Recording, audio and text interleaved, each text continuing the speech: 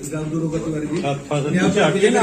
के खिलाफ जो लगातार अभियान चलाया जाता रहा है, उसी क्रम में एएसपी विक्रमगंज के द्वारा आसूचना संकलन के आधार पर यह ज्ञात हुआ कि काराकट थाना क्षेत्र के देव मार्कंडे परसर गांव में रामाशंकर शर्मा और उसका भतीजा सोनू कुमार जो ग्रिल निर्माण का दुकान चलाते हैं, वो दुकान की आड़ में अवैध हथियार की मरम्मती एवं उनका निर्माण करते हैं, वहां से अवैध हथियार की सप्लाई भी करते हैं। रात सूचना के आलोक में एएसपी विक्रमगंज के द्वारा एक टीम गठित की गई, जिसमें डीआईयू के मेंबर्स, थानाध्यक्ष काराकट, थानाध्यक्ष कछवा की टीम को शामिल किया गया और इनके द्वारा जब काराकट थाना क्षेत्र के देव मार्कंडे गांव में रामाशंकर शर्मा की ग्रिल दुकान में छापेमारी की गई, तो वहां से 2 देसी कट्टा, जिंदा कारतूस, अर्धनिर्मित देसी कट्टा, क्षतिग्रस्त देसी कट्टा, 3 क्षतिग्रस्त देसी कट्टा, 1 अर्धनिर्मित पुराना देसी कट्टा, मैगजीन, खोखा, पेचकस, लोहा काटने का सिरसा, वार्नियर और हथियार का बैरल बनाने के लिए जो सामान इस्तेमाल किया जाता है, उनकी बरामदगी वहां से हुई। इनसे पूछताछ में यह भी स्पष्ट हुआ कि ये इनका जो एक सहयोगी है वो कछवा थाना क्षेत्र के दनवार गांव का रहने वाला है, शशि सिंह।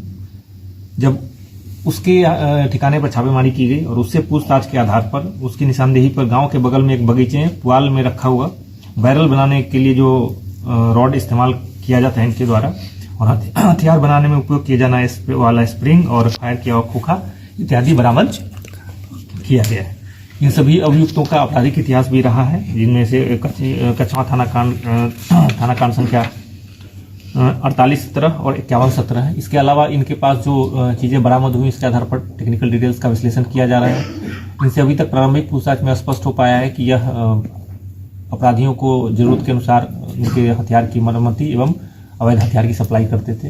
इनके संपर्क में और भी कुछ लोगों की होने की बात अभी तक के तकनीकी अनुसंधान में सामने आई है, जिसमें अक्सर अनुसंधान किया जा रहा है। उन लोगों की भी गिरफ्तारी की जाएगी जो लोग इनको सहायता उपलब्ध करा रहे थे अवैध हथियार बनाने में, और फिर इस कांड को अंतिम अंजाम तक पहुंचाया जाएगा। और चूंकि कांड में सारे तकनीकी साक्ष्य मौजूद हैं, इसका स्पीड ट्रायल कराकर इसको अपने अंतिम अंजाम तक पहुंचाया जाएगा। और जो टीम में शामिल सदस्य हैं जो एएसपी विक्रमगंज के नेतृत्व में काम कर रहे थे, उनको पुरस्कृत करने के लिए अनुशंसा भी की जाएगी। क्या लगता है कि कई सालों से, कितने सालों से चल रहा है इसका कोई? ये अभी जो इनकी गतिविधि है फिलहाल तकनीकी साक्ष्य उसके आधार पर पिछले 6 महीने से इन पर इनकी गतिविधियों पर नजर रखी जा रही थी। इसी क्रम में जब पुख्ता आसूचना संकलन किया गया तब इनके ऊपर कार्रवाई की गई।